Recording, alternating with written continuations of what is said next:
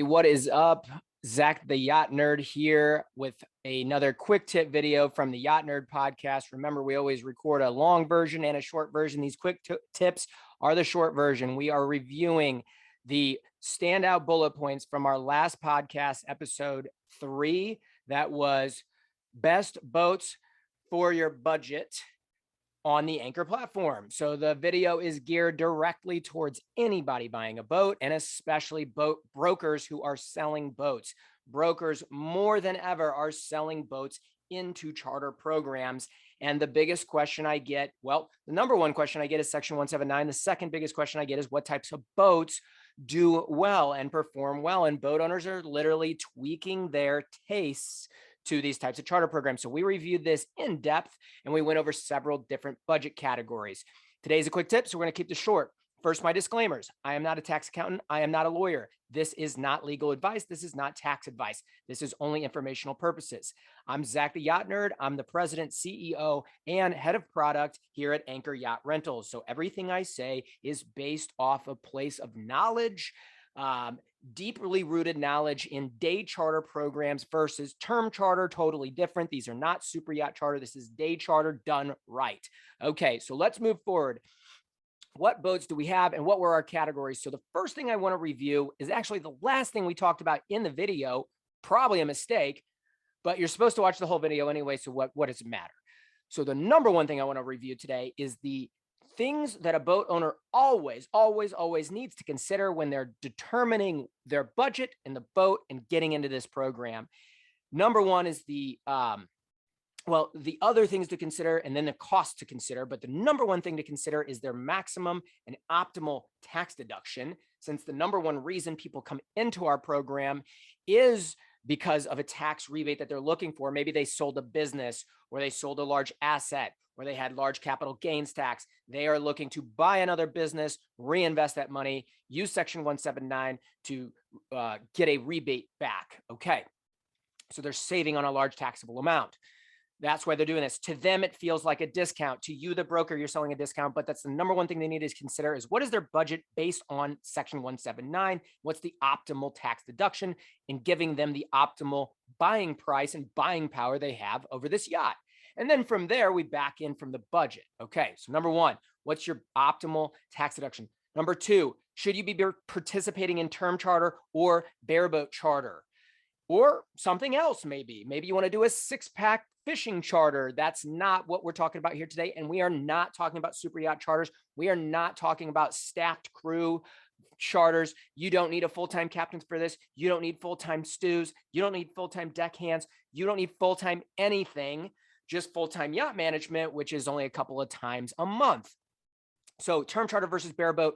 Let's just make a rule. If your vessel is under 100 gross tons, you should be doing bareboat charter. If your vessel is over 100 gross tons, you may qualify for a term charter program. Term charters multi-day, you black out your calendar. Bareboats, single day, half day charters, day charters only. Some multi-day can go on bareboat, but not much. Okay, so it's mostly day charter. That means your boat goes out, goes to the local sandbar and comes right back to the slip at night. You get a high dollar income per charter. You get very few multi-day charters. Typically boats 30 to 100 foot are doing bareboat charter, 100 foot and over, 100 gross tons and over are doing term charter. And you need like 5 staterooms and all that stuff. So what are the other things to consider? What are the owner's wants and needs? What are they trying to get out of this boat? What are their goals? Are they want a free boat? Were they willing to fork out this money already and didn't even know that this existed and therefore just offsetting a little bit of the cost is a great thing and the tax rebate's great? Or are they trying to make a profitable business? Because there are profitable boats out there. Not all of them, but there are profitable boats. So knowing what your owner is wanting to do and then tweaking this for what the new buyer, your client, I should say, if you're a broker, is wanting to do is so important. Number 4, we talked about the owner's availability and calendar. If they're going to use the boat all the time or they're going to do the, circumnavigate the world in the boat, it's never going to be available for charter. So this isn't even viable for them. But if they're going to buy a boat, slip it in Fort Lauderdale, they live in Chicago, come visit it once a month, once every other month, let their kids use it, let their parents use it every now and then. Perfect candidate for this. This is not for the everyday boater. You have to have availability on your calendar to be successful. Having said that, Anchor's the most flexible program on the planet. So if you need flexibility in a program, day charters are better, Anchor's better. Really, really easy to black out your dates on your calendar from anywhere in the world at any time. But once you have a charter book, can't use the boat. It's already contracted out. It's federal contract. Can't break it. Okay.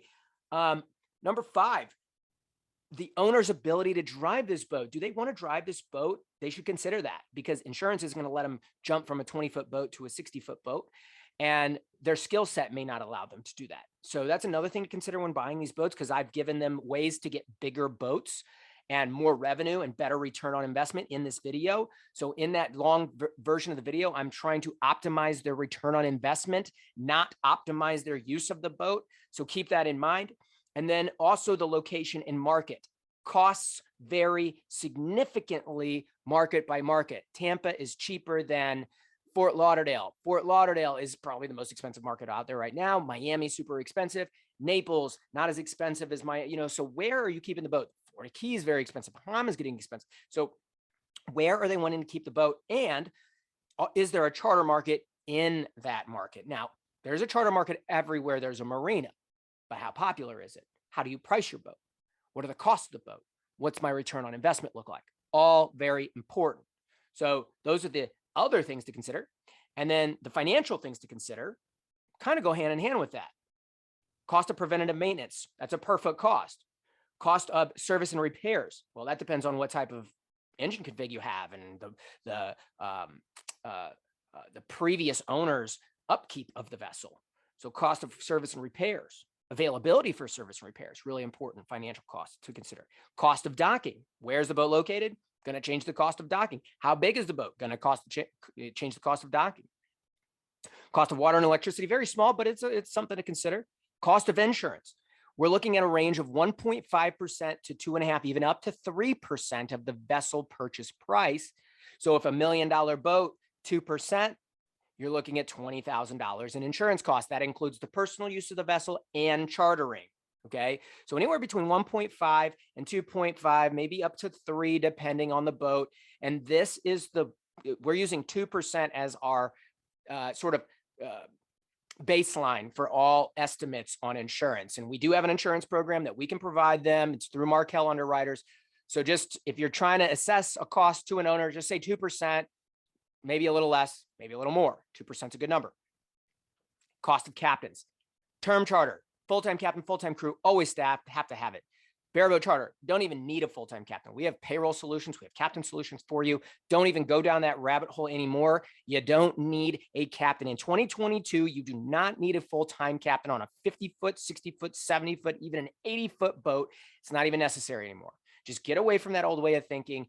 Consult us, fleet@anchorrides.com. We'll show you how. All right, back on. We're on the quick tips. This is going fast. Let's go. Lickety split. So we went over budgets and we did a couple of different budget ranges. I'm going to go over those really quickly and the best, most optimal boats to buy in those budgets. Okay. So in the 40 to 50K range, I'll actually review the ranges and then we'll fill in the dots with those boats. 40 to 50K range, 75 to 100K range, 200K range to 300K range, 400K to 500K, 500K to $1 million, a little bit broader there, and then $1 million to $2.7 million. Why did we end it at $2.7 million? Because that is the maximum year one deduction for Section 179. Remember that. You can write off now in 2022, it's 2022, up to 2.7 in year one. That is the maximum deduction. Most owners will keep their budgets sub 2.7 million for that reason. Remember, 2.7 million times 0.4, that's $1,080,000 back in taxes at a 40% rate. Some are higher, some are lower. The lower ones aren't buying $2.7 million boats. If you got a 37% tax break, you're probably in a lower category of boat purchase price anyway. So those maximizing folks, they're going to get 40% and even maybe 50% back because they're in a higher taxable range. Moving on, let's go back up to the top of our list and talk about which boats were the best and the quick bullet points on why and then what to avoid. 40 to 50K range. You need 50K to get in this game. That's the rule. You need 50K to get in this game. and you got to buy a boat, you got to get insurance, and you got to do all this. I recommend a pontoon. Why a pontoon? Low maintenance, high passenger capacity, easy to upgrade and tweak along the way as you make a little bit of income.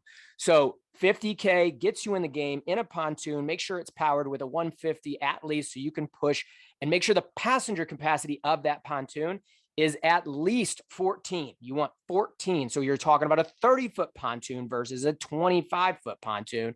You want to get a bigger pontoon if you can.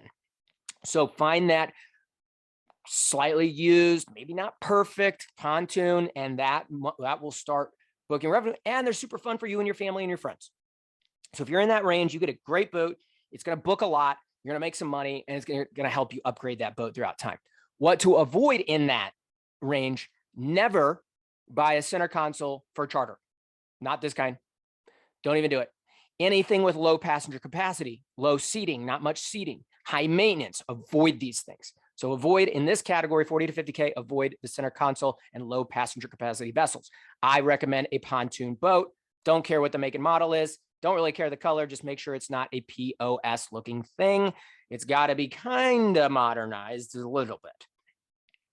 Jumping up to the 75 to 100K range, we saw you could get a newer pontoon, or what I thought was optimal is that you could actually get a 20-year-old, 15 to 20-year-old cruiser, express cruiser, let's say a Sea Ray, even a Cobalt. We saw some formulas, and you get a 35 to 40-foot cruiser. A lot of them were right around 35 and 38 feet.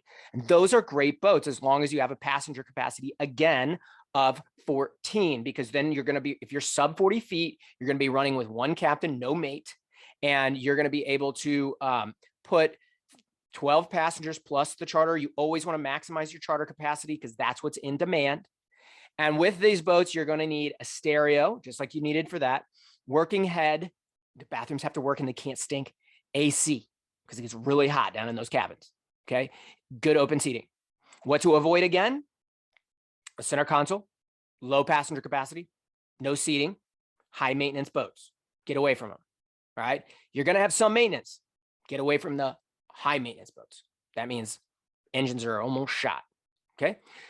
Moving on, 200 to 300K range. We found great. Now we're in the great zone. We're in the good, getting to great zone. So 200K to 300K, you are playing this game right. And your tax write-offs are significant. And then you have an older model express cruiser, flybridge even, 40 to 60 foot. We found some great 15-year-old boats on yachtworld.com that were going for this. And that's the asking price. You could probably hit them a little bit lower. So consider your tax break, consider your budget. You can get something 40 to 60 foot that's 15 years old, requires not much to get it going. Stereo, seating, already there, working heads, ACs, and then we throw a lily pad and cooler on it, and you are rocking and rolling with great ROI on your charter boat, and you have something fun and cool and impressive for your friends and family. What to avoid here? We didn't even have any alternatives. You should just go for a 15-year-old boat, 10, 15 years old, get the maximum amount of boat for your budget and make sure it has that sleek, we called it Lamborghini look. You're not going to get the exact Lamborghini look you want at 200 to 300K, but good enough to get bookings. Great for Lake of the Ozarks, great for any lake, any inland lakes that you're doing here. Okay. What to avoid again? High maintenance, older, ugly models, boxy. Well, I said trawlers, houseboats, classics. Those don't do well. You want a Sea Ray, you want a Prestige, you want an old Sunseeker, you want something sleek and sexy looking. You're most likely going to look at a older express cruiser here that is sexy looking still. Okay. You'd be surprised what a wrap could do on a boat and how good it can look. Okay. Bumping up, next category, 400 to 500K. Great budget. We're in the great zone. This is greatness. Okay. So 500K to millions, even better, but we're talking 400 to 500K, great zone. This is great return on investment, quick return on investment. This is a slightly older express cruiser or flybridge. You're now in the 45 to 65 range, just slightly older. We're talking 10 years old, a 2010 model, even a 2010 to 2016, I would say 2015 are going to be really good models still. They look good. They are sexy. And one of the best performing boats on the entire platform is a 50-foot Prestige, a 55-foot Prestige, A 48 azimuth fly bridge, all of them fly bridges, are all performing like crazy. They're doing really, really well. So highly recommend these boats in this price range. Again, stereo seating for 15, which you're going to have on a boat this size, working heads, AC, and multiple staterooms at this point. And yes, you can close off one of the staterooms if you have multiple staterooms. If you only have one stateroom, you cannot close it off.